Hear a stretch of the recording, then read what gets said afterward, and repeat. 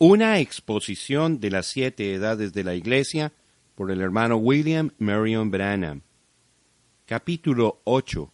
La edad de Filadelfia. Escribe al ángel de la Iglesia en Filadelfia: esto dice el santo, el verdadero, el que tiene la llave de David, el que abre y ninguno cierra, y cierra y ninguno abre. Yo conozco tus obras, he aquí, he puesto delante de ti una puerta abierta, la cual nadie puede cerrar, porque aunque tienes poca fuerza, has guardado mi palabra y no has negado mi nombre. Y aquí, yo entrego de la sinagoga de Satanás a los que se dicen ser judíos y no lo son, sino que mienten. Y aquí, yo haré que vengan y se postren a tus pies y reconozcan que yo te he amado. Por cuanto has guardado la palabra de mi paciencia, yo también te guardaré de la hora de la prueba que ha de venir sobre el mundo entero, para probar a los que moran sobre la tierra. He aquí, yo vengo pronto, retén lo que tienes, para que ninguno tome tu corona. Al que venciere, yo lo haré columna en el templo de mi Dios, y nunca más saldrá de allí, y escribiré sobre él el nombre de mi Dios, y el nombre de la ciudad de mi Dios, la nueva Jerusalén, la cual desciende del cielo, de mi Dios, y mi nombre nuevo. El que tiene oído, oiga lo que el Espíritu dice a las iglesias. Apocalipsis capítulo 3, versículos 7 al 13. Filadelfia. La ciudad de Filadelfia estaba situada a unos 120 kilómetros al sudeste de Sardis. En la provincia de Lidia, fue la segunda ciudad en cuanto a tamaño y fue edificada sobre varios montes en una región que tenía grande fama por su excelente vino. Sus monedas llevaban la figura de Baco y también la semejanza de una bacante, sacerdotisa de Baco. Entre los habitantes había judíos, cristianos que originalmente eran judíos y también algunos convertidos del paganismo. La ciudad sufrió frecuentes terremotos, sin embargo, tuvo la más larga duración de todas las 7 ciudades de la Revelación. Por cierto, la ciudad todavía existe hoy día bajo el nombre turco de Alaseir, la ciudad de Dios. El braceaje de monedas sugiere que la deidad de la ciudad fue Baco. Ahora, este Baco es el mismo Ninus o Nimrod. Él es el ser lamentado, aunque la mayoría de nosotros pensamos de él en términos de jarana y borrachera. ¡Cuán maravillosa iluminación nos muestra esto! Aquí está una moneda con el Dios por un lado y la sacerdotisa o profetisa por el otro. Ahora, tire aquella moneda al aire. ¿Importa de qué manera cae al suelo? No, señor, es la misma moneda. Esa es la religión romana de Jesús y María. Pero no estamos pensando solamente en Roma. No tenemos solamente a la gran ramera. Desde luego que no, porque ella, por sus fornicaciones, ha llegado a ser una madre. Sus hijas ahora son monedas del mismo braceaje. Por un lado de la moneda han redactado una adoración de Jesús y por el otro lado tienen a su sacerdotisa o profetisa y ella escribe sus credos y dogmas y aserciones y los vende al mundo como salvación, insistiendo que ella y solamente ella tienen la luz verdadera. Cuán significante es que esta edad es caracterizada por una moneda, porque la madre y todas las hijas están comprando su pasaje al cielo. Para ellos el precio que se paga es dinero en vez de la sangre. El poder que los hace prosperar es el dinero y no el espíritu. El Dios de este mundo, Mamón, les ha cegado los ojos. Pero sus obras de muerte vendrán a un fin muy pronto, porque esta es la edad en que el espíritu clama: He aquí, yo vengo en breve. Amén. Sea así. Ven pronto, Señor Jesús. La edad. La edad de la iglesia de Filadelfia fue desde 1750 hasta aproximadamente 1906. Esta edad, por razón del significado del nombre de la ciudad, ha sido llamada la edad del amor fraternal, siendo que Filadelfia quiere decir amor de los hermanos. El mensajero. El mensajero de esta edad fue, sin duda alguna, Juan Wesley. El hermano Wesley nació en la ciudad de Epworth, en Inglaterra, el día 17 de junio de 1703, y fue uno de 19 hijos de Samuel y Susana Wesley. Su padre fue un capellán en la iglesia de Inglaterra, pero es mucho más probable que la mente de Juan tomó la vía religiosa por razón de la vida ejemplar que vivió su mamá, en vez de la teología de su padre. Juan fue un estudiante extraordinario. Fue mientras él estaba estudiando en el colegio de Oxford que él y su hermano Carlos fueron parte de un grupo que fue conmovido espiritualmente a adorar según el fundamento de vivir la verdad por razón de haber experimentado la verdad en vez de hacer que la doctrina sola fuera su norma. Los componentes del grupo redactaron un guía espiritual de obras, como por ejemplo, ayudando a los pobres, visitando a los enfermos y los encarcelados. Por esto fueron llamados metodistas y también otros nombres no tan honrados. Ahora, Juan fue tan infundido por su visión de la necesidad de religión para las gentes del mundo que él viajó a América del Norte, el estado de Georgia, como un misionero entre los indios. Durante el viaje se dio cuenta que muchos de los pasajeros eran moravos y fue muy impactado con su mansedumbre, paz y valentía ante toda clase de circunstancia. A pesar de la abnegación de sí mismo y el arduo trabajo, sus labores en Georgia fueron un fracaso. Volvió a Inglaterra con la lamentación: yo fui a América para convertir a los indios, pero ¿quién me convertirá a mí? En Londres, de nuevo se encontró con los moravos. Fue Pedro Bowler quien le mostró el camino de la salvación. Él fue verdaderamente renacido, aunque le causó consternación y enojo a su hermano Carlos, quien no podía entender cómo podía ser posible que un hombre tan espiritual como Juan pudiera decir que no estaba previamente bien con Dios. Sin embargo, no fue largo el tiempo hasta que Carlos también fue salvo por la gracia de Dios. Wesley ahora empezó a predicar el Evangelio en los púlpitos de aquellas iglesias a las cuales antes tenía acceso, pero dentro de poco tiempo le fueron cerrados. Entonces fue cuando su amigo de muchos años, el hermano Jorge Whitfield, le ayudó y le animó mucho porque invitó a Juan a que viniera a ayudarle a predicar al aire libre, donde miles estaban escuchando la palabra. Al empezar, Wesley dudaba que debiera predicar al aire libre en vez de un edificio, pero cuando vio las multitudes y también la obra del Evangelio en el poder del Espíritu, él se rindió enteramente a esta forma de predicar. La obra creció a tal grado que él empezó a enviar numerosos laicos para predicar la palabra. Esto parecía ser un paralelo al día de Pentecostés, cuando el Espíritu levantó a hombres con poder para predicar y enseñar la palabra casi de un día para otro. Hubo enorme oposición a esta obra, pero Dios estaba con él. La obra del Espíritu fue manifestado grandemente y frecuentemente el espíritu de convicción tomaba posesión de las personas a tal grado que les quitaba toda su fuerza y caían al suelo lamentando con sufrimiento agudo su condición como pecador. Wesley fue un hombre de fuerza extraordinaria. Él dijo de sí mismo que no se acordaba de haber sentido flaqueza de espíritu ni siquiera por un cuarto de hora desde su nacimiento. Dormía cuando mucho 6 horas de cada 24. Se levantaba para empezar a predicar a las 5 de la madrugada casi todos los días de su ministerio.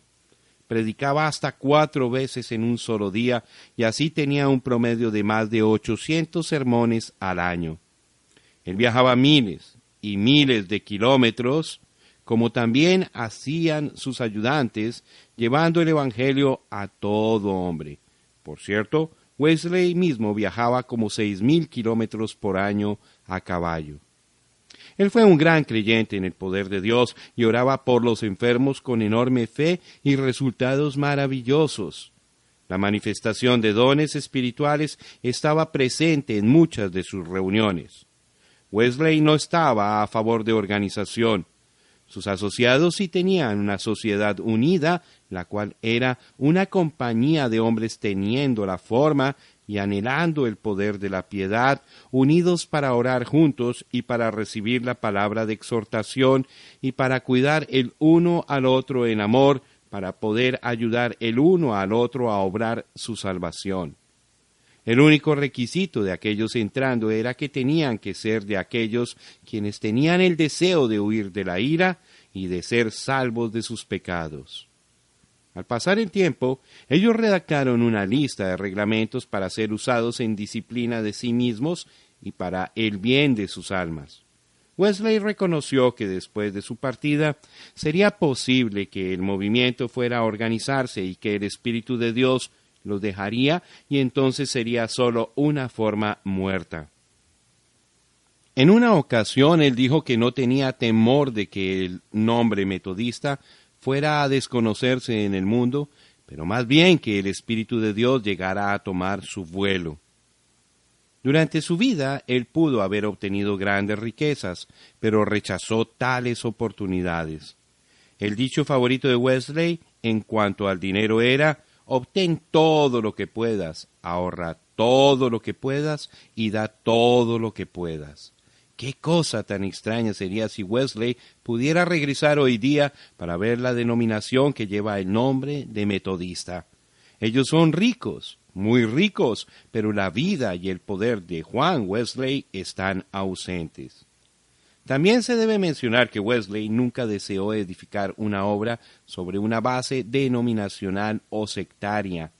Aunque él fue armenio en sus creencias, no quería separarse de otros hermanos solamente por razón de doctrinas distintas. Él fue un hombre quien manifestaba perfectamente las enseñanzas de Santiago, basada su vida eterna en fe y obras, o sea, el vivir la vida en vez de simplemente aceptar un credo o una declaración doctrinaria. Juan Wesley murió a la edad de 88, habiendo servido a Dios como muy pocos hombres se atreverían a pensar que le servirían. El saludo. Escribe al ángel de la iglesia en Filadelfia. Esto dice el santo, el verdadero, el que tiene la llave de David, el que abre y ninguno cierra, y cierra y ninguno abre. Apocalipsis capítulo 3, verso 7. Cuán hermosas son esas palabras, cuán majestuoso es aún el sonido de ellas. Cuán admirable es pensar que todos aquellos atributos se pueden aplicar a una sola persona. ¿Quién se atrevería a decir tales cosas de sí mismo, sino Jesucristo mismo, el Señor de la gloria? Yo creo que en el versículo 9 se halla la clave para correctamente interpretar exactamente lo que significa cada una de estas frases descriptivas.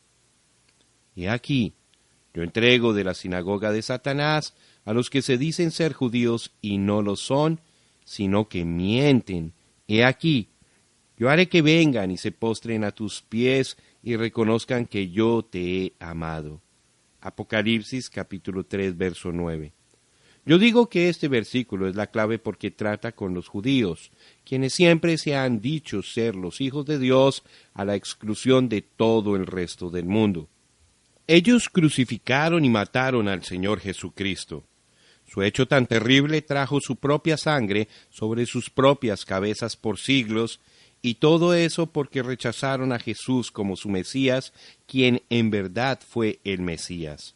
Para ellos él no era aquel que venía, ni tampoco el hijo de David, sino para ellos fue Belcebú o algún ser injusto digno solamente para destrucción. Pero no fue así. Él en verdad fue Emmanuel, Dios manifestado en carne. A la verdad es el Mesías. Seguramente él fue exactamente como ahora se muestra ser. Allí está, el mismo Jesús. Jesucristo es el mismo ayer y hoy y por los siglos. Aquel ser santo allí en medio de los candeleros es el mismo Jesús quien caminó por las riberas del mar de Galilea. quien sanó a los enfermos, levantó a los muertos, y a pesar de las pruebas tan indisputables, fue crucificado y muerto. Pero Él resucitó y está sentado a la diestra de la majestad en las alturas. En aquel tiempo los judíos no le llamaban santo, no le llaman santo hoy, pero de todas maneras Él es el ser santo. Porque no dejarás mi alma en el Seol, ni permitirás que tu santo vea corrupción. Salmo 16, verso 10. Ellos buscaron su justicia según la ley y fracasaron miserablemente, porque por la ley ninguna carne será justificada. Gálatas 2:16. Por la ley ningún hombre puede ser santificado. Santidad es del Señor. Mas por Él estáis vosotros en Cristo Jesús, el cual nos ha sido hecho por Dios sabiduría, justificación, santificación y redención. Primera de Corintios capítulo 1, verso 30. Al que no conoció pecado, por nosotros lo hizo pecado, para que nosotros fuésemos hechos justicia de Dios en él. Segunda de Corintios capítulo 5, versículo 21. Era Cristo o perecer, y ellos perecieron porque lo rechazaron. Y los hombres de aquella edad, así como los de hoy, estaban cometiendo el mismo error. Así como los judíos estaban tomando refugio en la forma de adoración de la sinagoga, también estaban tomando refugio en la iglesia en la edad de Filadelfia. No es uniéndose uno a la iglesia lo que cuenta. La vida no está en la iglesia. La vida está en Cristo. Y este es el testimonio, que Dios nos ha dado vida eterna, y esta vida está en su Hijo. El que tiene al Hijo, tiene la vida. El que no tiene al Hijo de Dios, no tiene la vida. Primera de Juan, capítulo 5, versículos 11 y 12. El hombre es hecho santo por medio del Espíritu. Es el Espíritu de santidad que resucitó a Jesús de entre los muertos y que también mora en nosotros y nos santifica con su santidad. Allí está Él, el ser santo, y nosotros estaremos con Él, vestidos con su justicia y santificados con su santidad. Ahora, esta es la sexta edad. En los ojos de Dios, el tiempo está por terminar. Muy pronto Él estará regresando a la tierra. Dentro de poco tiempo se oirá el clamor que acompaña su venida.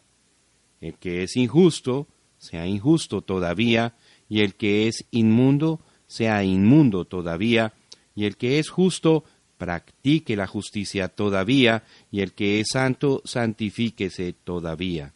Apocalipsis capítulo 22, versículo 11.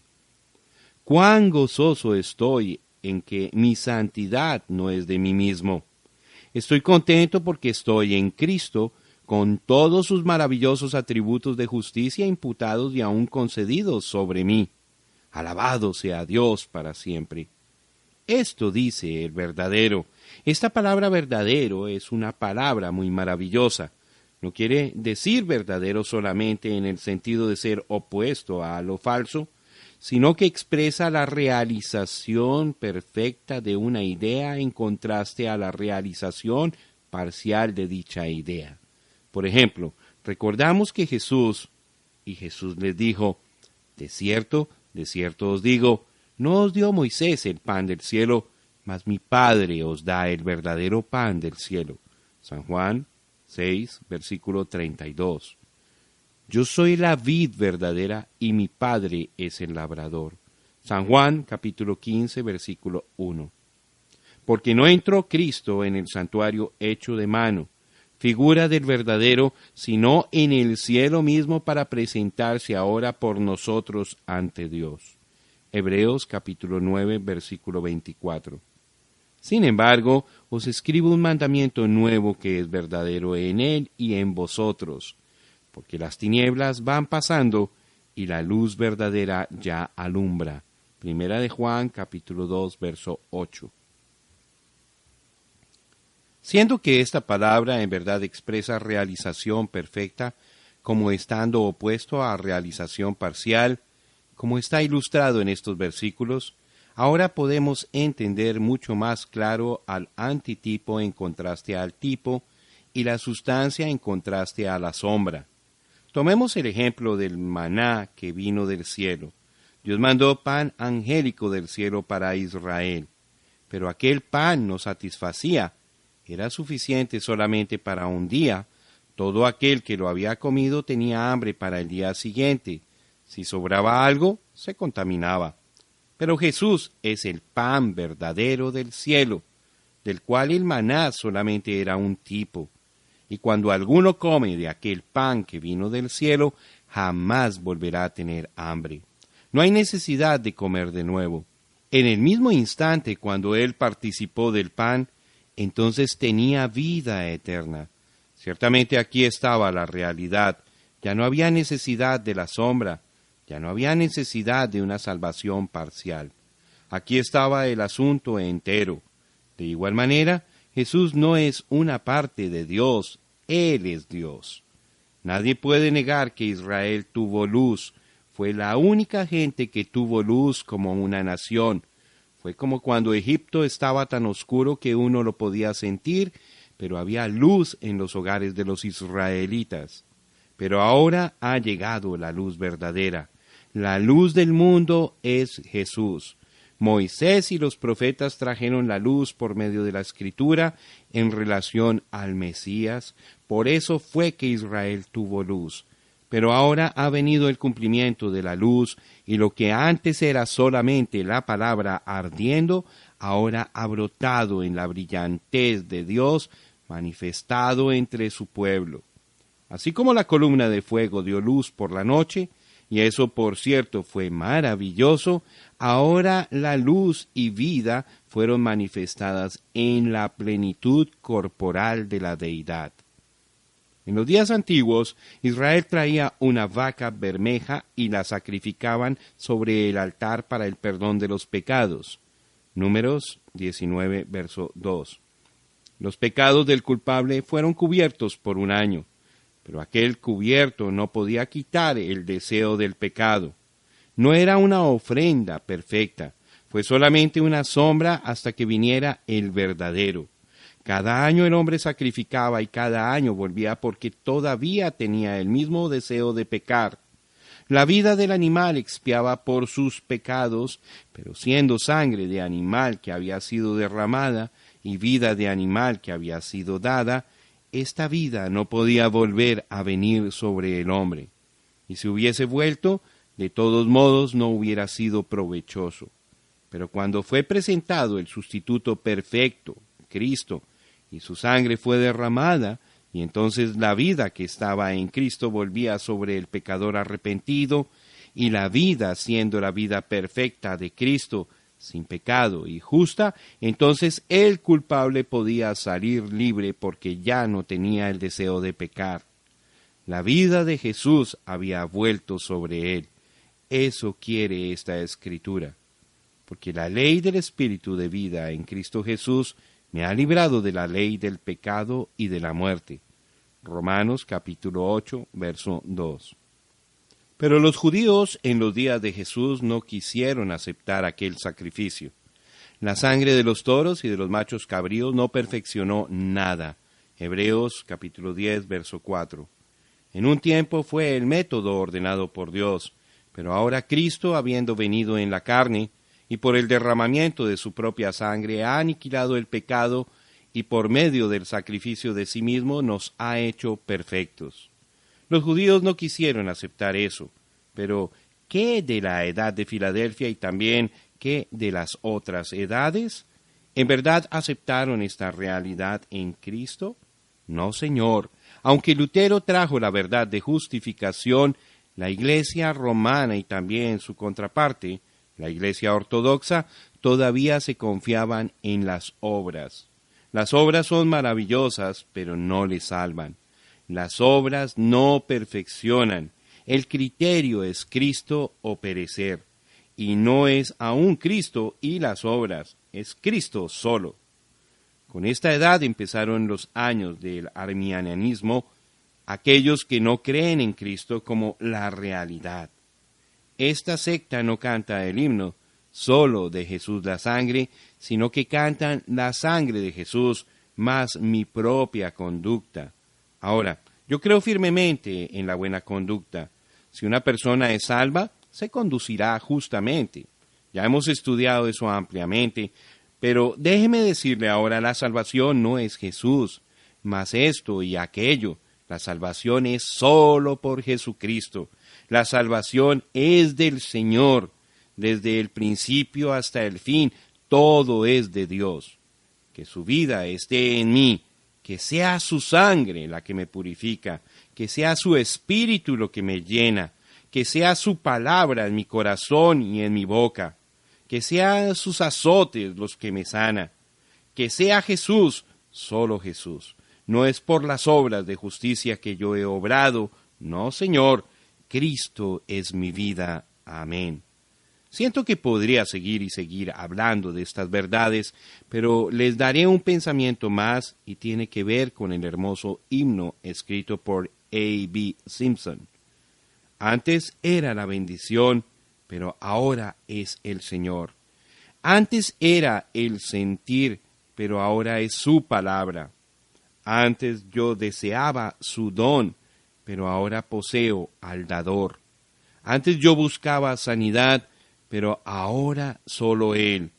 Todo en todo, eternamente, de Jesús cantaré. Todo está en Jesús, y Jesús todo lo es. De todo lo que hay en esta vida, y tan satisfactorio y tan bueno y fino como pueda ser, usted hallará la suma y total perfección de todo en Cristo. Ante Él, todo es reducido a insignificante. El que tiene la llave de David.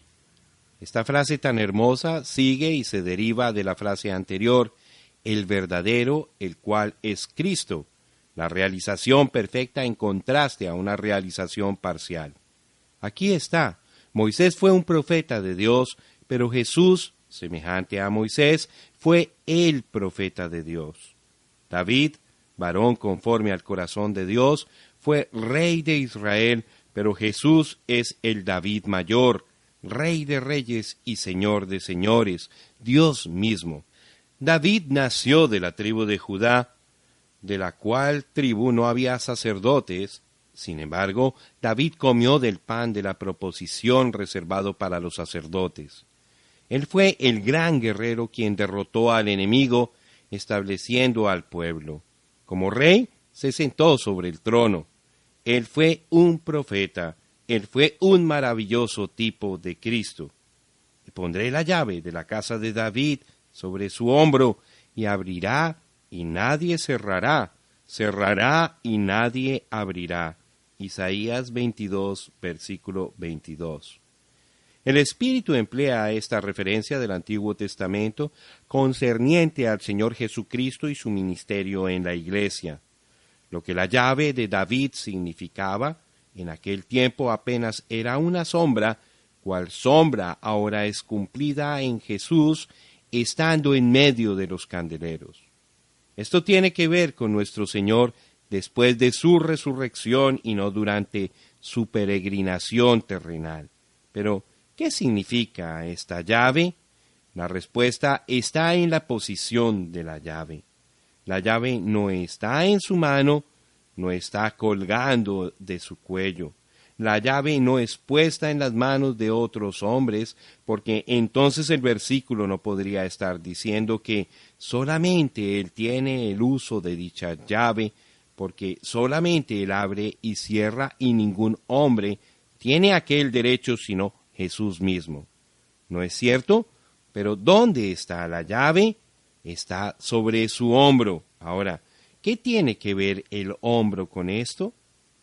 Porque un niño nos es nacido, hijo nos es dado, y el principado sobre su hombro, y se llamará su nombre admirable, consejero, Dios fuerte, Padre eterno, príncipe de paz. Isaías capítulo 9, versículo 6. Pero, ¿qué quiere decir esto? Pues la frase principado sobre su hombro viene de la ceremonia matrimonial de los países orientales. Cuando la novia ha sido entregada al novio, ella se quita el velo y lo coloca sobre los hombros del novio, y con esto ella significa que no solamente está bajo su dominio, que ella efectivamente ha entregado todos sus derechos a su esposo, y que él en verdad es la cabeza, pero también que él lleva la responsabilidad y el cuidado, y que él y solamente él, nadie más, ningún otro hombre, ningún otro poder tiene ningún derecho ni responsabilidad. Eso, oh amados, es la llave de David. Dios, siendo soberano, preconoció por decreto divino exactamente quién sería parte de su novia. Él la escogió a ella no lo escogió a él. Él la llamó, ella no vino de su propia voluntad. Él murió por ella. Él la lavó en su propia sangre. Él pagó el precio. Ella le pertenece a él y solamente a él. Ella está completamente confiada en él y él acepta la obligación. Él es su cabeza porque Cristo es la cabeza de su iglesia. Así como Sara llamó a Abraham Señor, así también la novia se goza en que él es su Señor. Él habla y ella obedece porque ese es su deleite. Pero ¿han considerado los hombres esta verdad? ¿Han estimado su persona, quien solo tiene la completa autoridad soberana sobre su iglesia? Yo digo no, porque en cada edad la iglesia ha sido gobernada por una jerarquía, un sacerdocio, una sucesión apostólica, efectivamente cerrando la puerta de misericordia y gracia a quien quiera, y en vez de tomar el amor y la responsabilidad de la iglesia, este sistema ha ido consumiendo la vida de la iglesia con lujuria mercenaria y la ha destruido. El clero vivía en lujo mientras la pobre iglesia se alimentaba con las cáscaras de abuso. Y ninguna edad fue diferente. Cada uno se ligó con organización y puso el gobierno sobre hombres y cometió la iglesia a este gobierno. Y cuando el pueblo se atrevía a levantarse en contra del sistema, fue brutalmente impedido o echado para afuera. Toda denominación tiene el mismo espíritu. Cada denominación jura que ella tiene la llave del gobierno de la iglesia. Cada denominación clama que ella abre la puerta, pero esa no es verdad. Es Jesús y solamente Jesús. Él coloca a los miembros en el cuerpo. Él los dota con sus ministerios. Él pone los dones a su disposición. Él la cuida y la guía. Ella es propiedad única de Él y Él no tiene a nadie más que ella. ¿Qué cosa más lejos de realidad es esta edad de la iglesia en que estamos viviendo hoy? Y apresuradamente viene el día en que estos hombres, quienes implican hablar de parte de la iglesia, se levantarán en el movimiento ecuménico para colocar un anticristo viviente a la cabeza de su organización, la cual destrona al Señor y le hallaremos a Él, Cristo, afuera de la iglesia, diciendo: He aquí, yo estoy a la puerta y llamo. Si alguno oye mi voz y abre la puerta, entraré a Él y cenaré con Él y Él conmigo. Apocalipsis capítulo 3, verso 20. Pero permítame decir esto. Nuestro Señor no ha sido derrotado. Los hombres claman que ellos abren y cierran la puerta que conduce a Dios, pero ellos mienten.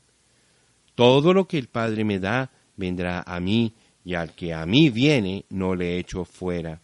Porque he descendido del cielo no para hacer mi voluntad, sino la voluntad del que me envió. Y esta es la voluntad del Padre, el que me envió, que de todo lo que me diere no pierda yo nada, sino que lo resucite en el día postrero. San Juan capítulo 6, versículos 37 al 39. Y cuando entrare aquel último miembro elegido del cuerpo de Cristo, entonces aparecerá nuestro Señor.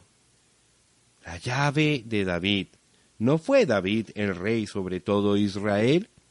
¿Y no es Jesús el hijo de David, según el hecho que él estará sentado sobre el trono de David durante el milenio y reinará y regirá sobre su herencia? Seguramente. Entonces la llave de David significa que es Jesús quien dará comienzo al milenio. Aquel que tiene las llaves de la muerte y del infierno levantará a los suyos para que puedan compartir de su reino de justicia sobre la tierra. ¡Cuán hermoso es que nuestro Señor tiene todas las respuestas! Ciertamente en Él son cumplidas todas las promesas de Dios. Precisamente por el hecho de que estamos en Él, somos herederos a todo lo que Él ha adquirido para nosotros. Sí, allí está el Señor de la gloria. Como el Padre, Él estaba rodeado por los ángeles, los arcángeles, los querubines, los serafines y todo el ejército del cielo, quienes clamaban: Santo, santo, santo es el Señor Dios de los ejércitos. Tal fue su santidad que ningún hombre podía acercarse a Él. Pero ahora lo vemos en la iglesia, compartiendo su santidad con nosotros, hasta que en Él hemos llegado a hacer la misma justicia de Dios. Sí, allí está Jesús, el todo perfecto, el lirio de los valles, la estrella resplandeciente de la mañana, el más hermoso de 10,000, el Alfa y la Omega, Él, la raíz y el linaje de David, Padre, Hijo y Espíritu Santo, el todo en todo. Porque un niño nos es nacido, hijo nos es dado, y el principado sobre su hombro, y se llamará su nombre admirable, consejero, Dios fuerte, Padre eterno, príncipe de paz. Isaías capítulo 9, verso 6. En Él hallamos cumplimiento perfecto. Aunque en una ocasión no lo estimamos, ahora le amamos con gozo inefable y glorificado. Él está en medio de la iglesia y nosotros cantaremos sus alabanzas, porque Él, el conquistador fuerte, es la cabeza sobre la iglesia, la cual es su novia.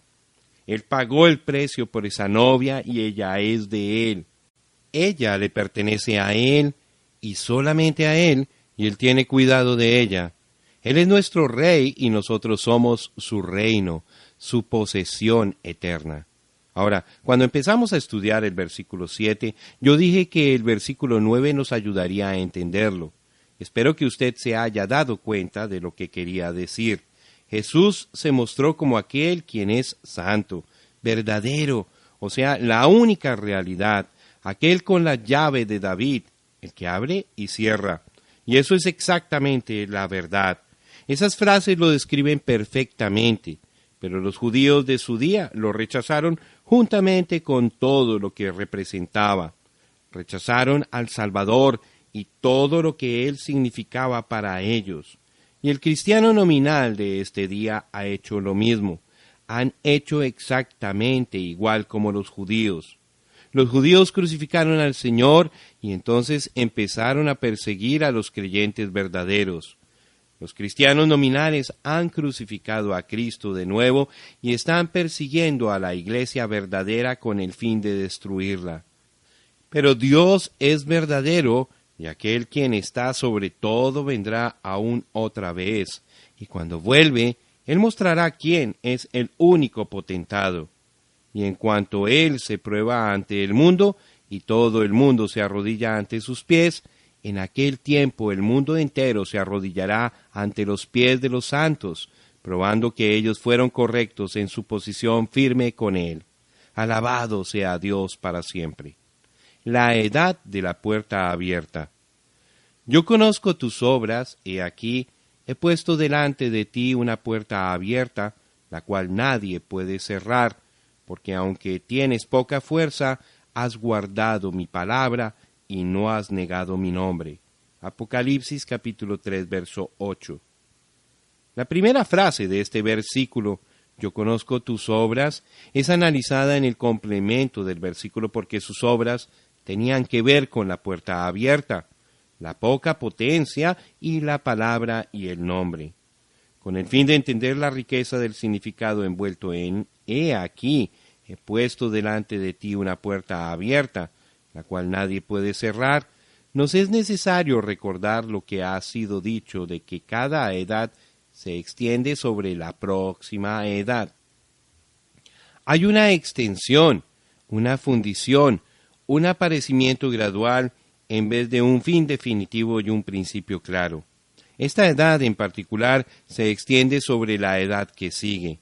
Y no solamente se extiende esta edad sobre la última edad, pero la última edad es, en muchos sentidos, simplemente una extensión de la sexta edad.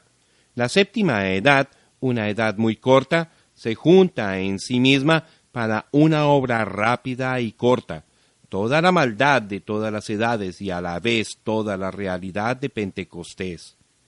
Ya una vez que la edad de Filadelfia casi ha recorrido su curso, la edad de la Odisea empieza rápidamente trayendo la cizaña y el trigo a la cosecha.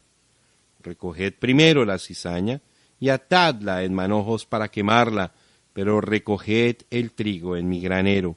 Mateo 13, verso 30. Recuerde, por favor, que la reforma empezó en la edad de Sardis y tiene que continuar hasta que la simiente que fue sembrada en el día de Pentecostés pasa por el ciclo completo de siembra, agua, alimento, etc., y llega de nuevo como la simiente original. Mientras esto ocurre, la cizaña que fue sembrada también tendrá que pasar por su ciclo y ser cosechada. Eso es exactamente lo que estamos viendo suceder.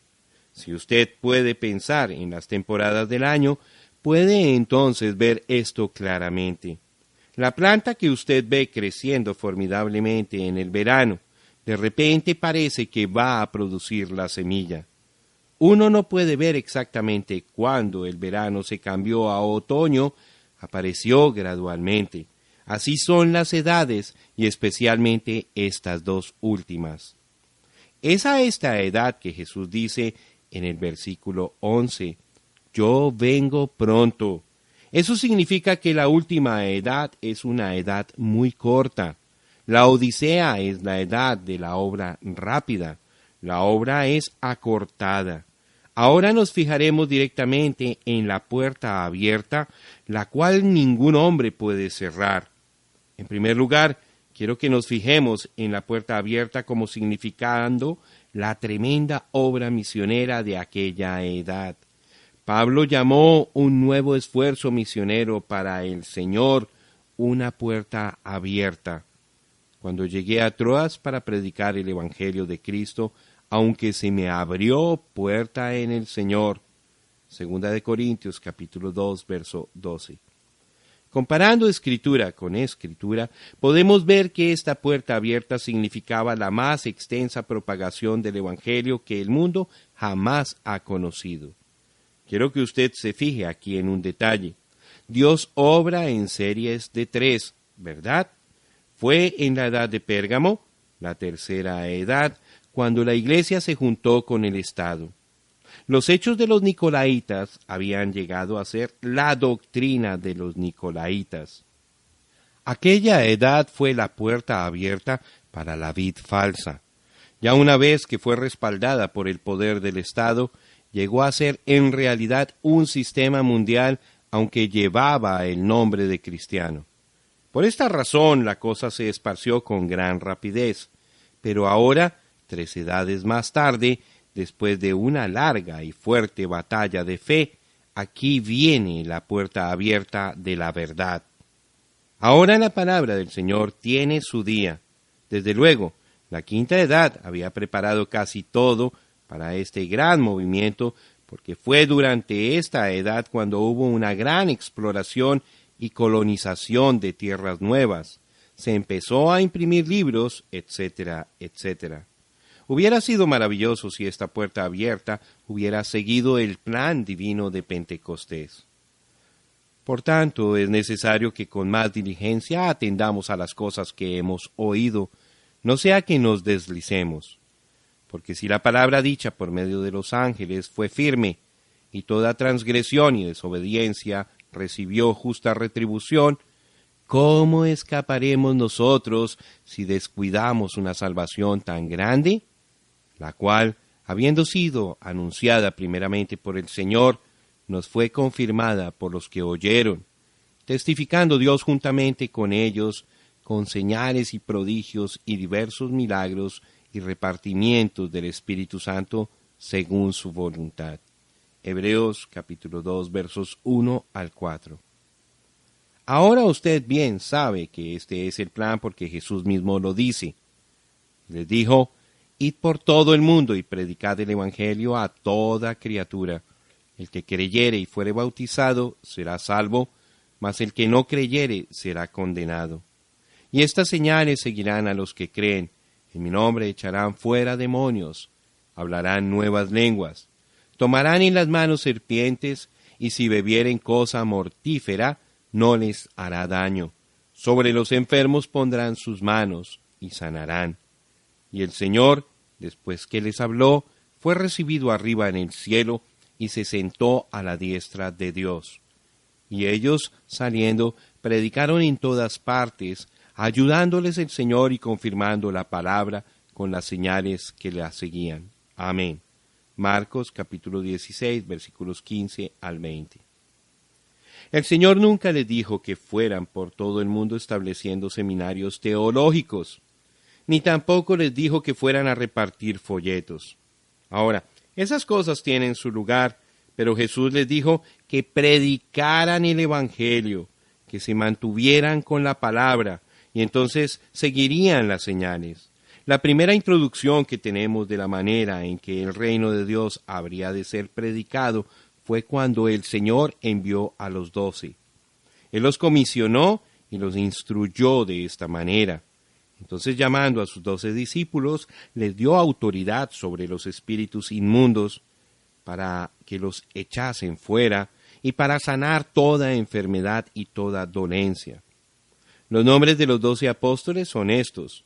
Primero, Simón, llamado Pedro, y Andrés su hermano, Jacobo, hijo de Zebedeo, y Juan su hermano, Felipe, Bartolomé, Tomás, Mateo el publicano, Jacobo, hijo de Alfeo, Lebeo por sobrenombre Tadeo, Simón el cananita, y Judas Iscariote, el que también le entregó. A estos 12 envió Jesús y les dio instrucciones diciendo: por camino de gentiles no vayáis, y en ciudad de samaritanos no entréis, sino id antes a las ovejas perdidas de la casa de Israel. Y yendo, predicad diciendo: el reino de los cielos se ha acercado. Sanad enfermos, limpiad leprosos, resucitad muertos, echad fuera demonios. De gracia recibisteis, dad de gracia. Mateo capítulo 10, versículos 1 al 8. Este ministerio que Jesús les dio, en realidad fue un compartimiento de su propio ministerio, porque Mateo dice: recorría Jesús todas las ciudades y aldeas, enseñando en las sinagogas de ellos y predicando el evangelio del reino y sanando toda enfermedad y toda dolencia en el pueblo. Y al ver las multitudes, tuvo compasión de ellas, porque estaban desamparadas y dispersas como ovejas que no tienen pastor. Entonces dijo a sus discípulos: a la verdad la mies es mucha, mas los obreros pocos. Rogad pues al Señor de las mies que envíe obreros a sus mies. Mateo capítulo 9, versículos 35 al 38. Ahora, mucha gente cree que este ministerio solamente fue dado a los apóstoles y que cuando ellos murieron, entonces el ministerio terminó. Esa no es la verdad. Aquí en Lucas hallamos que en los días de su morada terrenal, él ya había comenzado a dar ministerios de poder a los suyos. Después de estas cosas, designó el Señor también a otros 70, a quienes envió de 2 en 2 delante de él a toda ciudad y lugar a donde él había de ir. Y les decía: la mies a la verdad es mucha, mas los obreros pocos. Por tanto, rogad al Señor de la mies que envíe obreros a sus mies. Id, he aquí yo os envío como corderos en medio de lobos. No llevéis bolsa, ni alforja, ni calzado, y a nadie saludéis por el camino. En cualquier casa donde entréis, primeramente decid: paz sea a esta casa. Y si hubiere allí algún hijo de paz, vuestra paz reposará sobre él, y si no, se volverá a vosotros. Y posad en aquella misma casa, comiendo y bebiendo lo que os den, porque el obrero es digno de su salario. No os paséis de casa en casa. En cualquier ciudad donde entréis y os reciban, comed lo que os pongan delante, y sanad a los enfermos que en ella haya, y decidles, se ha acercado a vosotros el reino de Dios. Lucas capítulo 10 versículos 1 al 9. ¿Quién se atrevería a negar el poderoso ministerio de Felipe? ¿Quién se atrevería a negar los poderosos ministerios de Ireneo, Martín, Colombo, Patricio y miles de otros quienes han tenido la unción de Dios en sus vidas? Sí, la vía de la Biblia es la vía verdadera de la puerta abierta. Y yo quiero agregar mi propio testimonio a esto. La razón por esto es que solamente puedo hablar con certeza concerniente a lo que Dios ha hecho en mi propia vida. Si usted me dispensa este relato personal, yo le contaré cómo es que sé con certeza que Jesús es el mismo ayer, hoy y por los siglos, y que el poder de Dios todavía está al alcance de todo aquel que creyere y recibiere. Durante mi viaje misionero a Sudáfrica, Dios bendijo de tal manera que cuando llegué a Durban, el único lugar que podía acomodar a la gente era la enorme pista de carreras de caballos, la cual es la segunda en tamaño en todo el mundo. La multitud numeraba mucha más de 100,000. Para preservar el orden y la ley, tuvieron que edificar cercas para separar a las diversas tribus. Hubo centenares de policías para mantener la paz entre la gente. Aquellas almas tan hambrientas habían venido desde muchos kilómetros. Una reina de Rodesia había venido con un tren de 27 carros llenos de su propia gente. Estas gentes habían venido a través de los llanos y los montes y valles, cargando sobre sus espaldas a algún ser querido quien necesitaba ayuda. El país entero había sido sacudido por las poderosas obras que habían sido manifestadas por el Espíritu Santo. Un cierto día, cuando empecé a ministrar, vino a la plataforma uno de los miles de mahometanos que estaban presentes. Mientras esta dama estaba allí enfrente de mí, un misionero quien obraba con esta gente empezó a orar. «Oh, salva esta alma, salva esta alma». Él había obrado entre los mahometanos por muchísimos años y según su propio testimonio solamente había visto a un solo mahometano recibir al Señor Jesucristo como su Salvador. Ellos fueron originalmente los medos persas cuyas leyes no cambian. Es una gente muy difícil para ganar para el Señor. Parece que entre ellos tienen una ley. Una vez un mahometano, siempre un mahometano.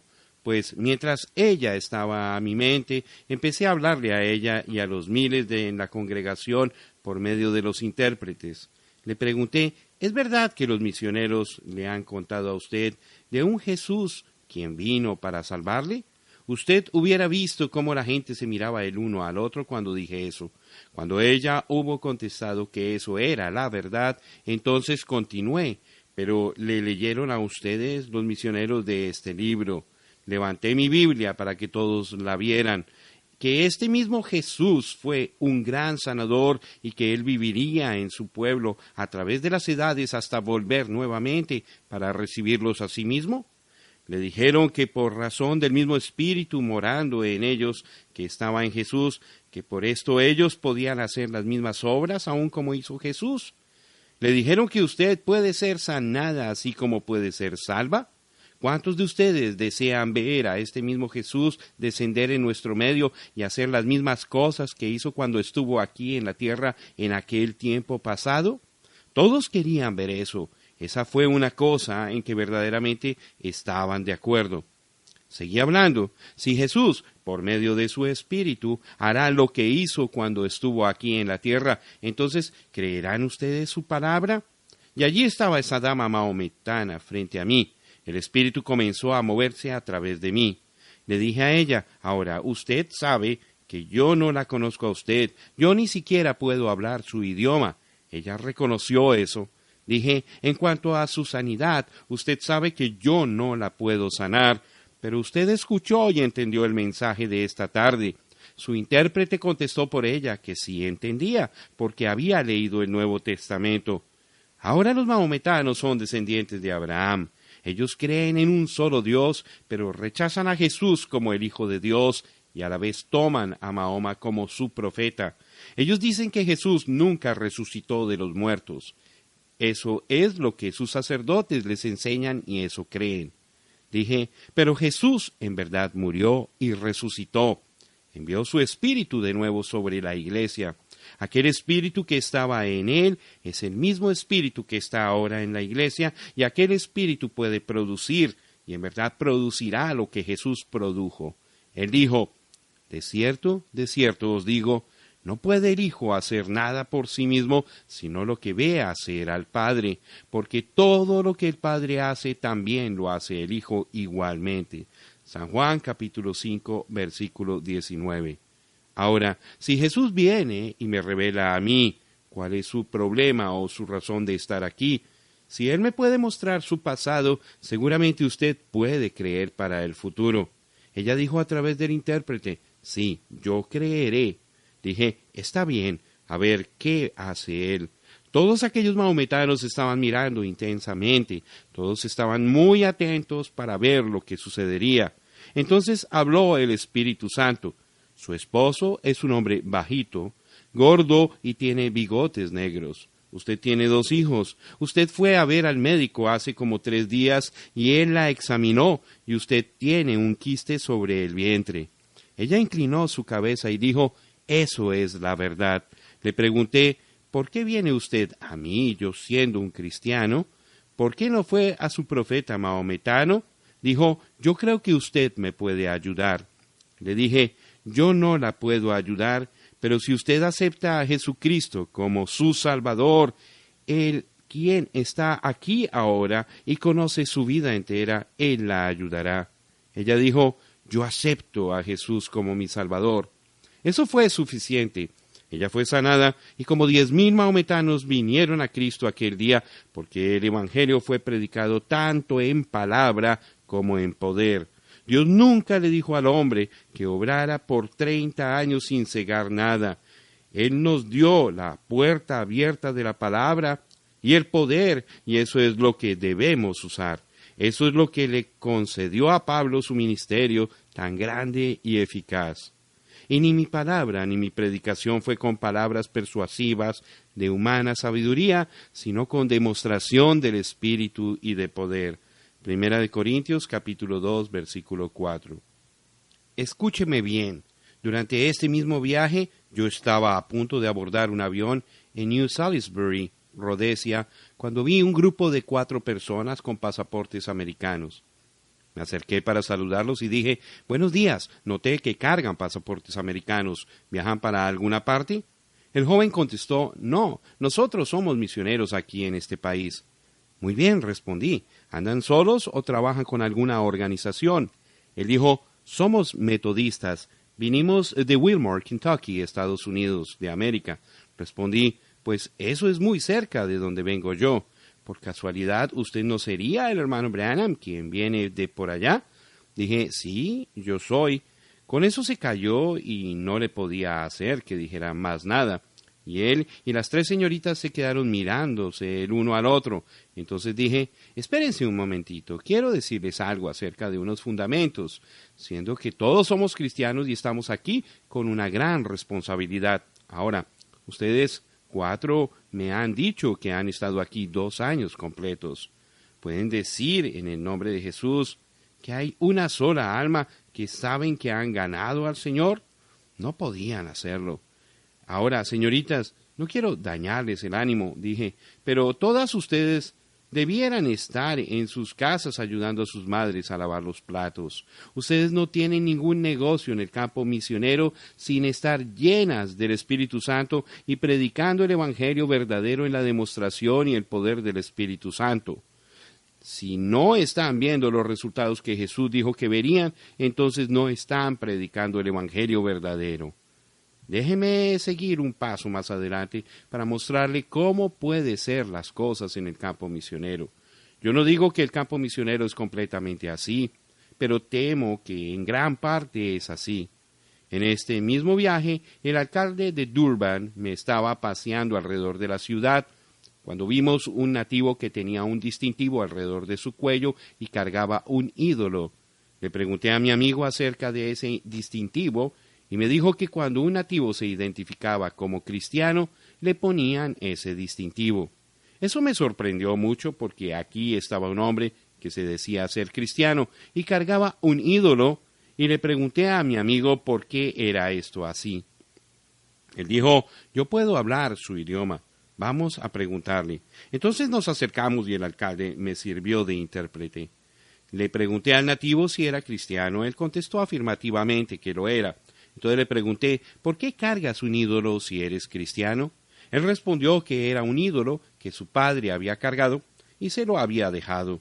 Cuando le dije que ningún cristiano debía cargar ídolos, me respondió que ese ídolo había sido de gran beneficio para su padre. Nos contó un cierto día, un león perseguía a su padre en la selva, y su padre se paró, hizo fuego y habló al ídolo como el hechicero o médico brujo le había enseñado. Al ver eso, el león huyó. Yo le dije que el fuego fue lo que hizo huir al león, porque todo animal salvaje se espanta con el fuego. Nunca olvidaré su respuesta. Bien, es de esta manera, si Amoyá, el espíritu, me falla, este ídolo no fallará. La fuerza de las multitudes cristianas es semejante a esto, porque la palabra no les ha sido presentada a través de la puerta abierta original de Pentecostés. Ahora, volvamos a la puerta abierta misionera de la edad de Filadelfia. Esta edad no tuvo la puerta abierta de poder que debiera haber tenido. Note usted que en este mismo versículo donde habla de la puerta abierta, también dice, porque tienes poca fuerza. Eso es correcto. El poder del Espíritu estaba ausente en aquella edad. La palabra fue bien predicada y fue suficiente para dar el conocimiento de la salvación a las almas. Pero el gran poder de Dios, que mostró sus maravillosas obras, y el brazo fuerte del Señor a favor de los suyos, no se encontraba sino solamente en los grupos esparcidos. Sin embargo, gloria a Dios, el poder estaba creciendo y había aumentado sobre lo que hubo en la Reforma. Fue en esta edad cuando salió el hombre que muchas veces llamamos el padre de misiones. William Carey, un pobre zapatero, quien pastoreaba la iglesia bautista particular en Moulton, Inglaterra, poderosamente despertó a la gente cuando predicó sobre si el mando dado a los apóstoles para enseñar a todas las naciones no fue obligatorio para todos los ministros que seguían hasta el fin del mundo, siendo que la promesa que acompañaba este mando era de semejante duración. Él fue combatido por los calvinistas, quienes habían ido al extremo de la doctrina de elección, creyendo que todos los que habrían de ser salvos serán salvos y la obra misionera sería en contra de la obra del Espíritu. Pero el señor Carey fue ayudado por Andrés Fuller con su predicación y su modo de conseguir ayuda económica. Tal fue su eficacia que en 1792 una sociedad fue formada para esparcir el Evangelio por todo el mundo. Esta sociedad envió a Carey, quien fue singularmente bendecido por Dios en la salvación de muchos indígenas en la India. En 1795, un cristianismo animado formó la Sociedad Misionera de Londres, la cual, como sabemos, levantó millones de libras, la moneda nacional de Inglaterra, editor, y envió miles de misioneros a través de los años para llevar a cabo los deseos del Señor. El Espíritu de Dios se estaba moviendo, y el clamor de los corazones de aquellos creyentes tan sólidos bien podría haber sido ovejas adicionales, Señor. He puesto delante de ti una puerta abierta. Quiero revisar estas palabras una vez más. Esta vez, aunque no voy a desunir estas palabras de misiones, voy a presentar un pensamiento que corre profundamente hasta la última edad. Como ya he dicho, esta edad se extendió sobre la última edad. Fue en esta edad que Jesús dijo, yo vengo pronto, versículo 11. Y hablando de la última edad, dijo, porque el Señor ejecutará su sentencia sobre la tierra en justicia y con prontitud. Romanos capítulo 9, versículo 28. Note el orden del versículo 8 en Apocalipsis 3. Puerta abierta, poca fuerza, palabra, nombre. Esta puerta abierta tiene que ver con las otras tres cosas. Ahora, ¿qué significa la puerta? Volvió pues Jesús a decirles, de cierto os digo, yo soy la puerta de las ovejas. San Juan capítulo 10, versículo 7. Eso es correcto. Yo soy, en verdad, es la puerta de las ovejas. Ahora, esta no es solamente una expresión cualquiera. En verdad, así es. Note en San Juan capítulo 10, donde Jesús relata esta parábola, se dice de sí mismo que Él es el pastor. Entonces se dice ser la puerta. Eso es el pastor para las ovejas. Él en verdad es su puerta. Cuando yo estuve en el Oriente, vi que cuando llegaba la noche, el pastor juntaba todas las ovejas a sí mismo. Las ponía en el redil y al entrar las contaba. Cuando estaba seguro que todos estaban adentro, entonces se acostaba en la puerta abierta del redil y literalmente era la puerta del redil. Nadie ni nada podía entrar o salir sin pasar por él. Él era la puerta.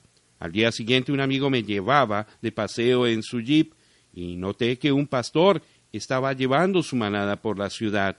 Todo el tránsito se paraba para dejar pasar las ovejas. Las ciudades en el oriente no son como las de aquí.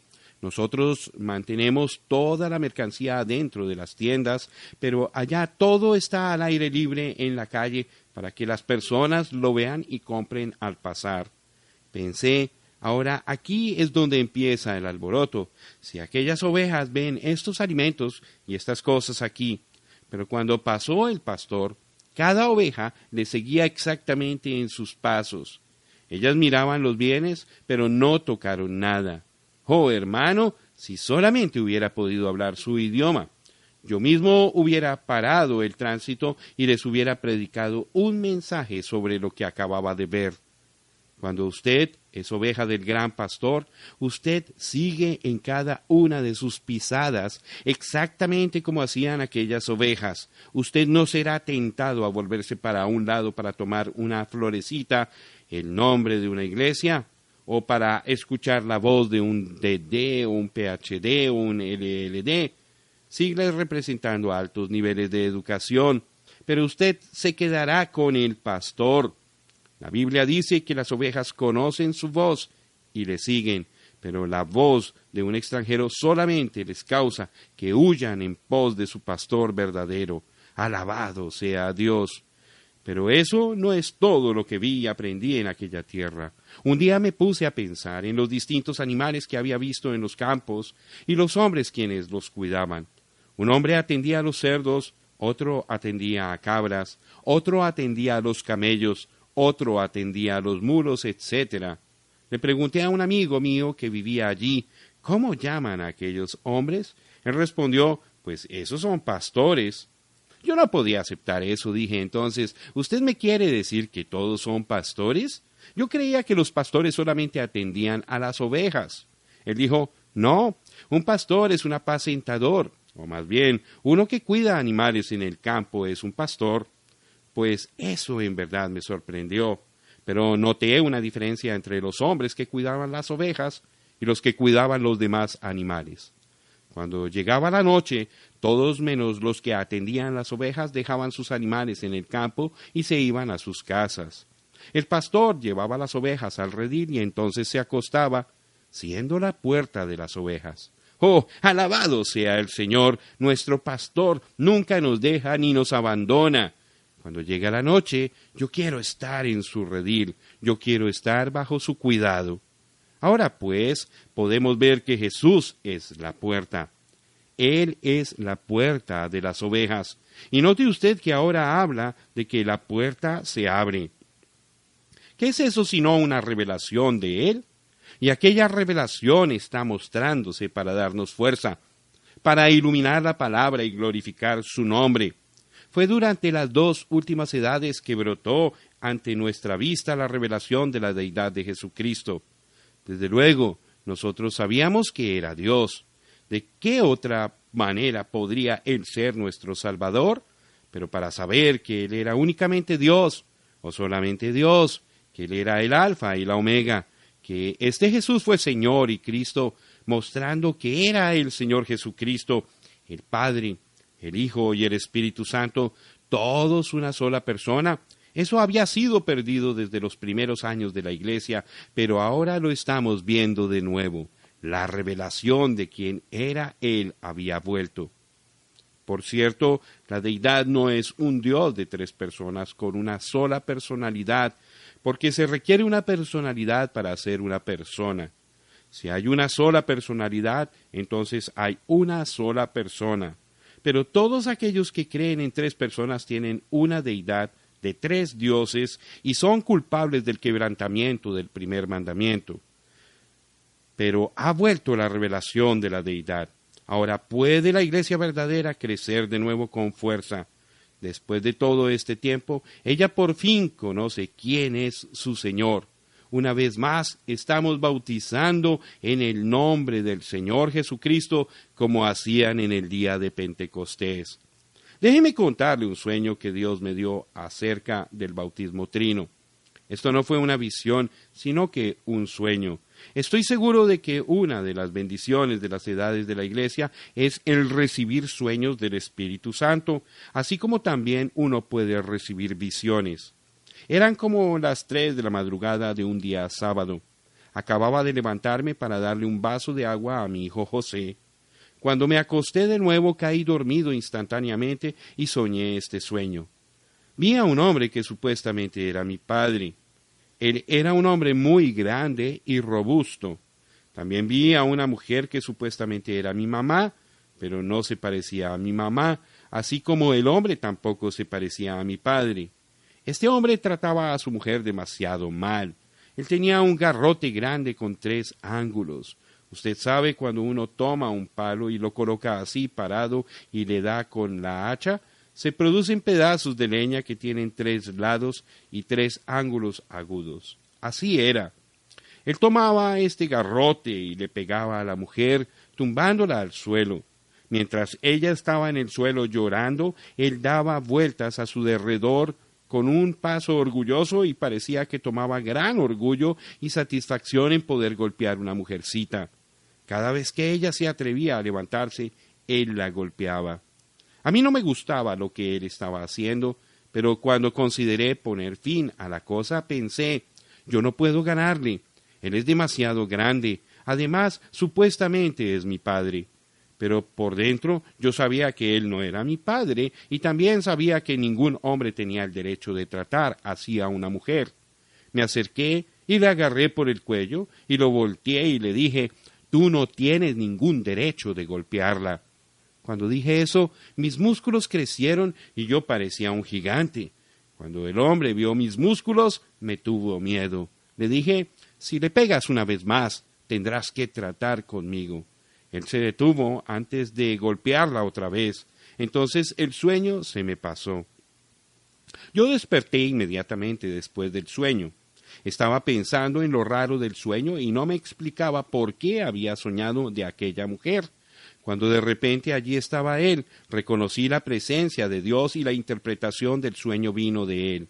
Ahora ustedes saben que no solamente he interpretado sus sueños exactamente, pero en muchísimas ocasiones les he contado sus sueños de manera que ni me tuvieron que relatar el sueño.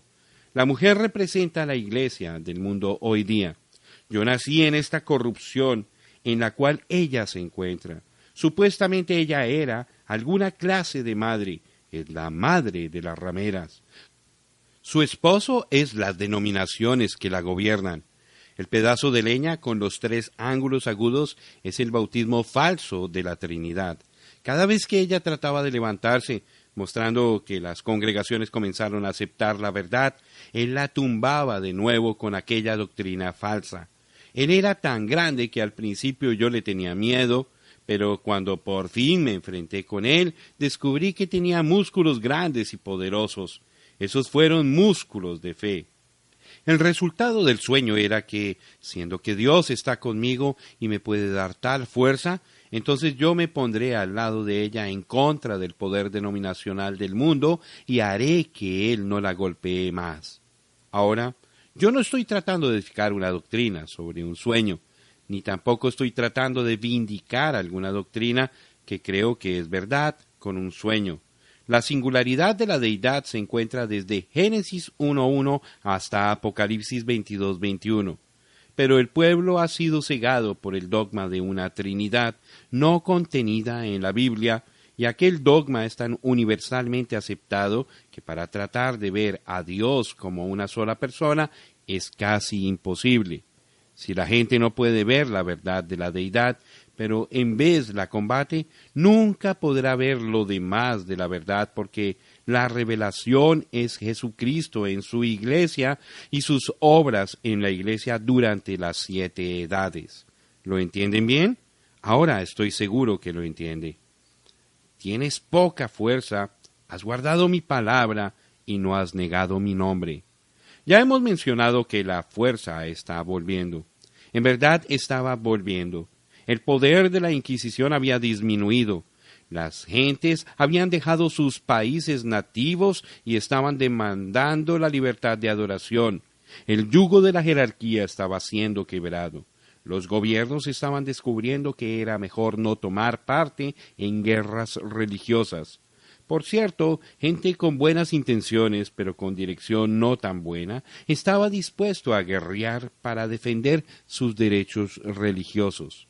Puede ser que la demostración más grande de la fuerza religiosa de esta edad fue en el hecho de que aunque Francia cayó en revolución, el gran avivamiento de Wesley detuvo la revolución de la Gran Bretaña y la salvó para ser un instrumento en la mano de Dios por muchos años gloriosos.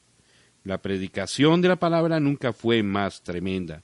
Mientras Satanás levantaba sus multitudes de pensadores libres, y mientras se levantaron los inventores del comunismo, y mientras los teólogos liberales difundieron su material tan sucio, Dios levantó poderosos guerreros de fe, y las obras más grandes de literatura cristiana, predicación y enseñanza salieron de esta edad. Sus predicadores y sus maestros nunca han sido y nunca serán comparados. Los hombres Spurgeon, Parker, Maclaren, Edwards, Bunyan, Mueller, Brainerd, Barnes, Bishop, todos vinieron de esta edad. Ellos predicaron, enseñaron y escribieron la palabra, glorificaron su nombre. El juicio del judío falso. He aquí yo entrego de la sinagoga de Satanás a los que se dicen ser judíos y no lo son, sino que mienten. He aquí yo haré que vengan y se postren a tus pies y reconozcan que yo te he amado. Apocalipsis capítulo 3, versículo 9. Inmediatamente sabemos que este problema del judío falso o creyente falso ya estaba en existencia en la segunda edad. Estos que se decían falsamente ser judíos aparecieron inmediatamente después de la primera edad, cual edad vio el primer derramamiento del Espíritu, y ahora aparecen de nuevo en la edad después de la Reforma. Esto no sucedió accidentalmente, es más bien un fundamento de Satanás. Este fundamento es organizar y demandar originalidad y en eso tener derecho a ciertos derechos y privilegios. Deje mostrarle. Allá en la edad de Esmirna, aquellas personas mintieron y dijeron que eran judíos o creyentes, cuando en verdad no eran. Ellos eran de la sinagoga de Satanás. Eran de la congregación organizada de Satanás, porque fue en esa edad donde vimos el comienzo de hombres en el ministerio tomando dirección, y eso sin razón, sobre sus hermanos colaboradores. Obispos puestos en ciertos distritos sobre los ancianos, y etc. La siguiente cosa que vimos fue un gran definido llamado la silla de Satanás en la tercera edad. Esa edad produjo el matrimonio del Estado con la Iglesia. Con el poder del Estado respaldándola, la Iglesia era físicamente invencible. Pero Dios quebró aquella fuerza, a pesar del poder del Estado, y la Reforma trajo gran iluminación. ¿Pero qué sucedió? Los luteranos se organizaron y se unieron con el Estado y vemos de nuevo la manifestación de la sinagoga de Satanás en esta sexta edad. Pero desde luego, este grupo de la sinagoga no dirían que son de Satanás. No, Señor, ellos dicen que son de Dios, pero mienten, porque el que es un verdadero judío, eso es lo que decían que eran, es un judío por dentro, en el espíritu. Entonces, si son judíos falsos, significa que son, como dice Judas en el versículo 19, que no tienen al Espíritu. Los hijos de Dios son nacidos del Espíritu. Estos no tienen el Espíritu y por esa razón no son los hijos de Dios, y no importa cuán ansiosamente protestan y hasta qué grado alegan para probar que son. Son muertos. Son hijos de organización y los frutos verdaderos no los acompañan. Están edificados sobre sus mismos credos, dogmas y doctrinas, y la verdad no está en ellos porque han tomado por mayores riquezas sus propios consejos sobre la palabra de Dios. Déjeme mostrarle ahora lo que he tratado de enseñar acerca de las dos vides que vienen de dos espíritus distintos. Tomemos ahora el ejemplo de Jesús y Judas. Jesús era el Hijo de Dios y Judas era el hijo de perdición. Dios entró en Jesús, Satanás entró en Judas.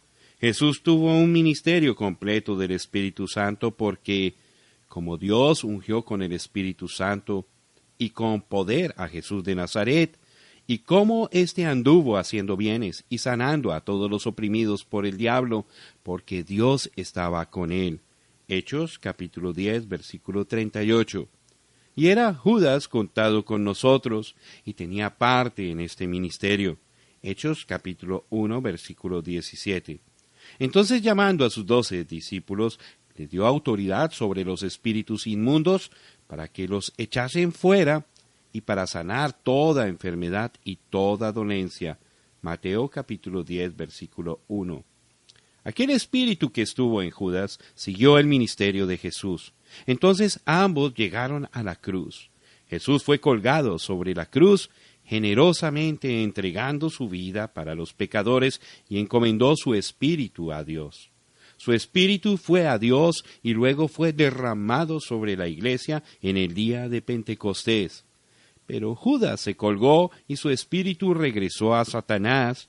Pero después de Pentecostés, aquel mismo espíritu que estaba sobre Judas vino sobre la vid falsa que crece juntamente con la vid verdadera. Pero fíjese en que el espíritu de Judas nunca llegó a Pentecostés.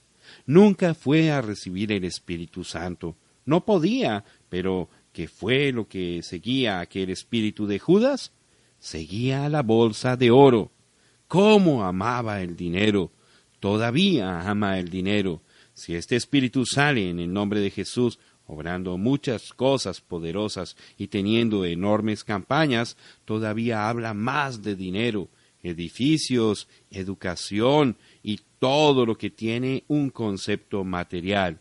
Fíjese bien en aquel espíritu que está sobre ellos y no se ha engañado. Judas salió como uno de los 12 y también obró maravillas.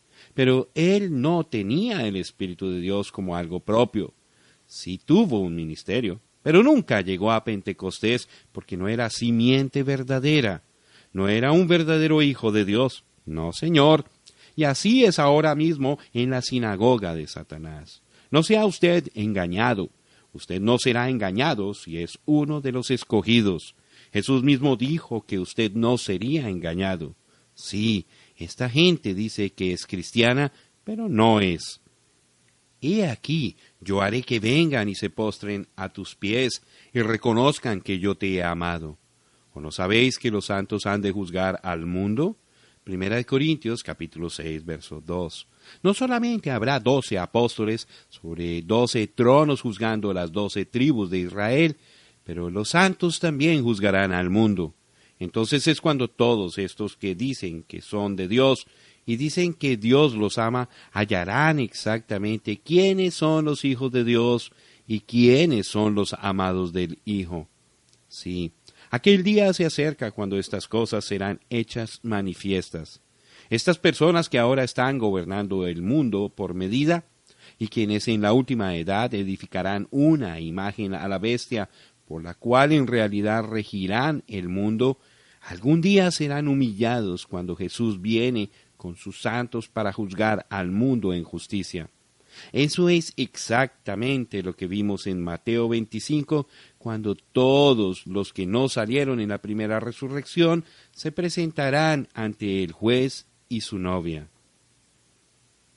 El elogio y la promesa. Por cuanto has guardado la palabra de mi paciencia, yo también te guardaré de la hora de la prueba que ha de venir sobre el mundo entero, para probar a los que moran sobre la tierra. Apocalipsis capítulo 3, verso 10. ¿Qué quiere decir con la palabra de mi paciencia? Porque cuando Dios hizo la promesa a Abraham, no pudiendo jurar por otro mayor, juró por sí mismo, diciendo: de cierto te bendeciré con abundancia y te multiplicaré grandemente. Y habiendo esperado con paciencia, alcanzó la promesa. Hebreos capítulo 6, versículos 13 al 15. El Espíritu está hablando acerca de la palabra de Dios que nos es dada. Para esperar el cumplimiento de aquella palabra se requería paciencia, así como en el caso de Abraham. Él perseveró como viendo a aquel quien es invisible. Él fue paciente y luego por fin la palabra fue cumplida. Esta es la manera en que Dios enseña paciencia a su pueblo. Si Dios cumpliera su palabra en manifestaciones físicas en el mismo instante en que usted oraba, usted nunca aprendería paciencia, sino que llegaría a estar impaciente con la vida. Deje mostrarle esta verdad con más claridad. Por la fe, Abraham, cuando fue probado, ofreció a Isaac, y el que había recibido las promesas, la palabra de Dios, ofrecía a su unigénito. Hebreos capítulo 11, versículo 17. Allí está. Abraham fue probado después de que había recibido la palabra de promesa. Por la mayor parte, nosotros pensamos que en cuanto oramos en el nombre de Jesús sobre las buenas promesas de Dios, que entonces no puede haber pruebas. Pero aquí dice que Abraham fue probado después de que recibió la promesa. Eso es exactamente correcto según el salmista refiriéndose a José. Hasta la hora que se cumplió su palabra, el dicho de Jehová le probó. Salmo 105, versículo 19. Dios nos da promesas tremendas y preciosas. Él ha prometido cumplirlas y lo hará. Pero desde el tiempo que oramos hasta el tiempo que recibimos la respuesta, debemos aprender a tener paciencia en vuestras almas, porque solamente en paciencia poseemos vida. Oh, que Dios nos ayude a aprender esta lección, aun como sabemos que la gente de esta sexta edad aprendió paciencia. Leemos la historia de las vidas de estos cristianos tan ilustres. Qué gran contraste vemos entre sus vidas y las nuestras, porque ellos fueron tan pacientes y tranquilos, y hoy día por poco nos lleva la impaciencia y el apuro. Él continúa diciendo: porque has tomado mi palabra y la has vivido, y como resultado eres paciente, yo también te guardaré de la hora de la prueba que ha de venir sobre el mundo entero para probar a los que moran sobre la tierra. Aquí vemos nuevamente la traslapación de las dos edades, porque esta promesa tiene que ver con el fin de la época gentil, la cual culmina en la gran tribulación. Te guardaré de la hora de la prueba que ha de venir sobre el mundo entero, para probar a los que moran sobre la tierra. Este versículo no declara que la iglesia verdadera entrará y pasará por la tribulación. Si ese fuera el significado, entonces diría eso, pero dice más bien: te guardaré de la hora de la prueba. Esta prueba es exactamente como la tentación en Edén. Será una proposición muy seductiva, puesta en oposición directa a la palabra mandada por Dios, y sin embargo, del punto de vista del razonamiento humano, será tan correcto, tan iluminante y tan vivificante que engañará al mundo. Solamente los escogidos no serán engañados. La prueba vendrá de la siguiente manera. El movimiento ecuménico que ha comenzado sobre lo que parece ser un fundamento tan hermoso y bendito, dando cumplimiento a la oración de Cristo, que todos seamos uno, llega a ser tan poderoso políticamente que presiona al gobierno para causar que todos se unan con él, movimiento ecuménico, sino directamente entonces a través de adherencia a fundamentos establecidos como ley, para que así ninguna gente sea reconocida como una iglesia, sino bajo el dominio directo o indirecto de este concilio. Los grupos pequeños perderán sus títulos, privilegios, etc., hasta que pierden todos los derechos de terreno y derechos espirituales con la gente. Por ejemplo, ahora mismo uno no puede rentar un edificio para tener servicios religiosos en muchas ciudades, sino en la mayoría de ellas, si no tiene la aprobación de la asociación pastoral de dicha ciudad. Para llegar a ser capellán hoy día en el servicio militar y los hospitales, etc., casi es obligatorio ser reconocido como aceptable entre los grupos ecuménicos trinitarios. A medida de que esta apretura aumenta y aumentará, será más difícil resistirla, porque al resistirla uno pierde sus privilegios.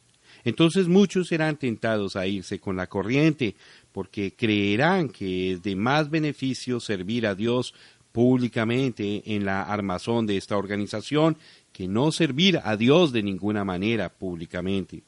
Pero ellos están en error. Al creer la mentira del diablo, uno sirve a Satanás, aunque le quiera llamar Jehová. Pero los escogidos no serán engañados.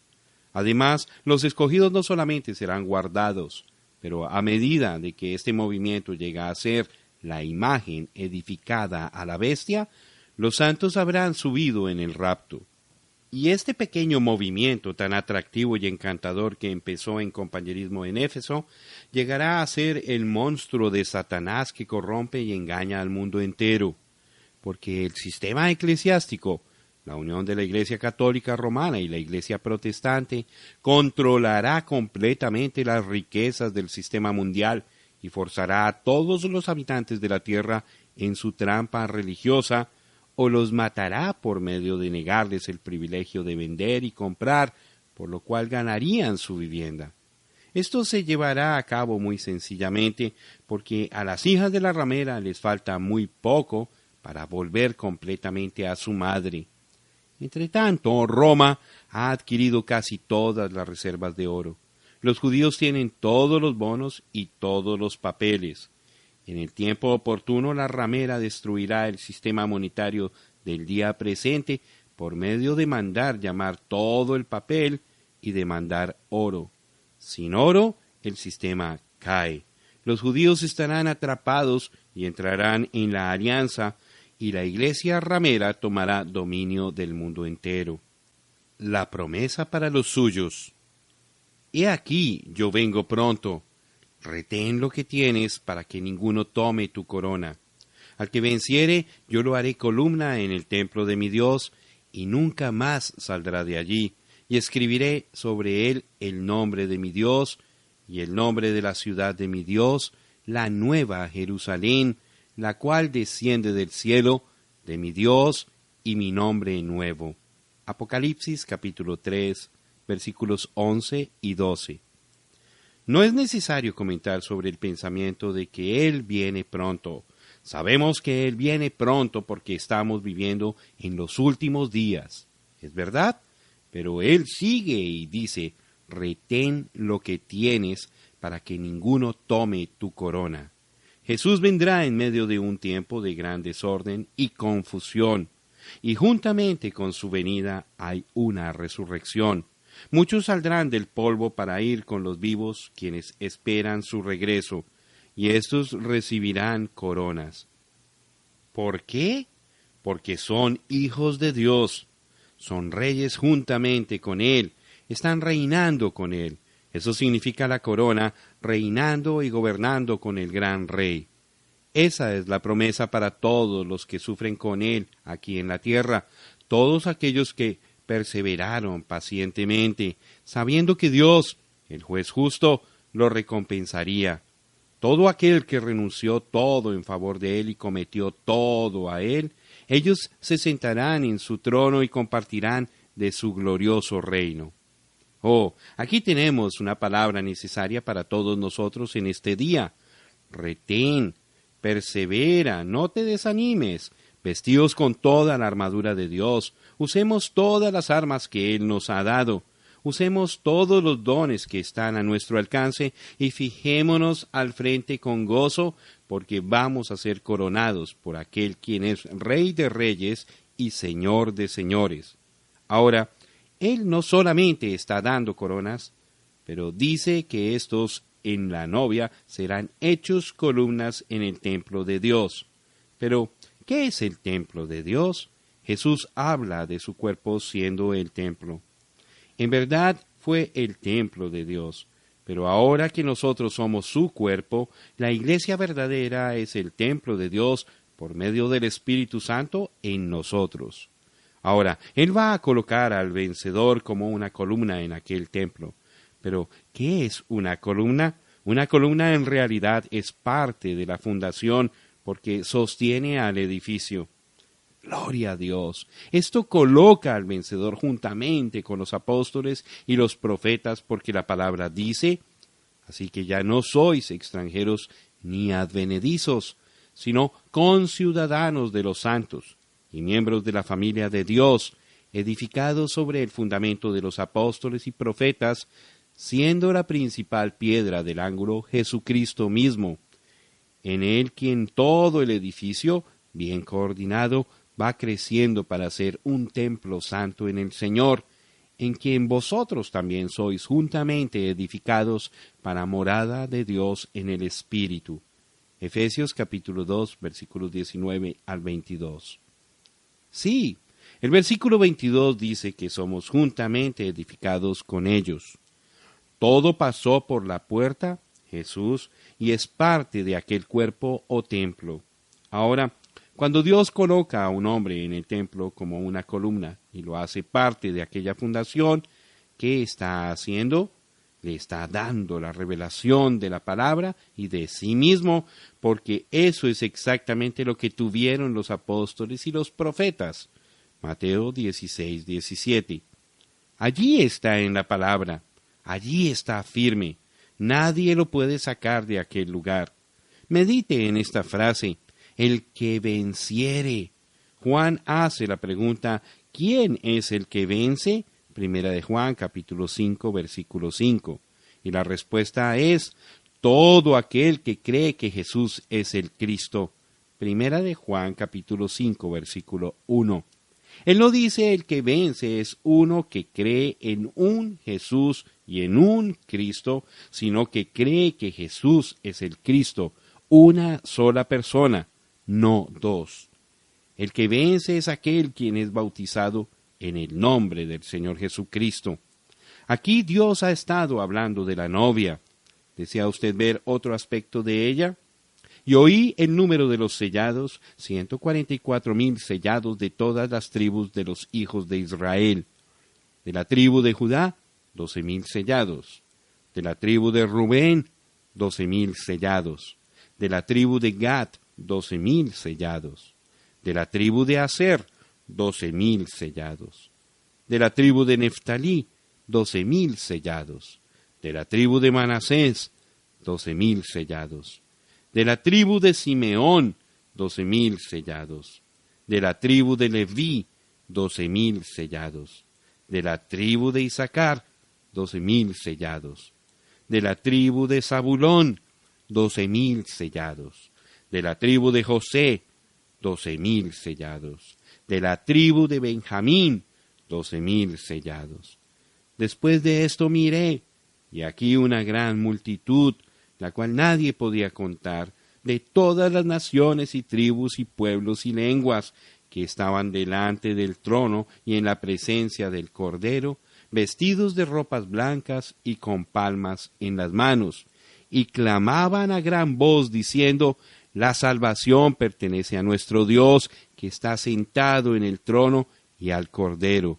Y todos los ángeles estaban en pie alrededor del trono, y de los ancianos y de los 4 seres vivientes, y se postraron sobre sus rostros delante del trono, y adoraron a Dios, diciendo, Amén. La bendición y la gloria y la sabiduría y la acción de gracias, y la honra, y el poder, y la fortaleza, sean a nuestro Dios por los siglos de los siglos. Amén. Entonces uno de los ancianos habló diciéndome: estos que están vestidos de ropas blancas, ¿quiénes son y de dónde han venido? Yo le dije: Señor, tú lo sabes. Y él me dijo: estos son los que han salido de la gran tribulación y han lavado sus ropas y las han blanquecido en la sangre del Cordero. Por esto están delante del trono de Dios y le sirven día y noche en su templo. Y el que está sentado sobre el trono extenderá su tabernáculo sobre ellos. Ya no tendrán hambre ni sed, y el sol no caerá más sobre ellos, ni calor alguno, porque el Cordero que está en medio del trono los pastoreará, y los guiará a fuentes de aguas de vida, y Dios enjugará toda lágrima de los ojos de ellos. Apocalipsis capítulo 7, versículos 4 al 17. Ahora, aquí vemos a dos grupos de gente. Para entonces Jesús ya ha venido y ha sellado o señalado a los 144,000, tomando 12,000 de cada tribu, versículos 1 al 8. Estos, desde luego, son judíos. En versículos 9 al 17 vemos a otro grupo de gente, la cual no pertenece a los 144,000. ¿Quiénes son ellos? Estos son parte de la novia y son tomados de entre los gentiles. Están ante su trono día y noche y también le sirven en el templo. Ellos son un cargo especial del Señor. Son su novia. La novia va donde está el novio. Él nunca la dejará. Ella siempre estará a su lado. Ella compartirá el trono con él. Ella será coronada con su gloria y honor.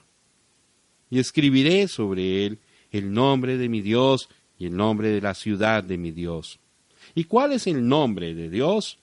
Él fue Dios con nosotros, o más bien, Emmanuel, pero eso no fue el nombre que le pusieron.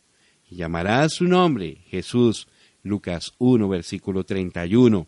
Jesús dijo: yo he venido en nombre de mi Padre y no me recibís. Juan capítulo 5, versículo 43. Por lo tanto, el nombre de Dios es Jesús, porque en ese nombre vino Él. Él es Señor Jesucristo. ¿Y qué nombre toma una mujer cuando se casa con el hombre? Ella toma su nombre. Será su nombre que es dado a la novia cuando Él la toma a sí mismo. Vi un cielo nuevo y una tierra nueva, porque el primer cielo y la primera tierra pasaron, y el mar ya no existía más. Y yo, Juan, vi la santa ciudad, la nueva Jerusalén, descender del cielo, de Dios, dispuesta como una esposa ataviada para su marido. Y oí una gran voz del cielo que decía: he aquí, el tabernáculo de Dios con los hombres, y Él morará con ellos, y ellos serán su pueblo, y Dios mismo estará con ellos como su Dios.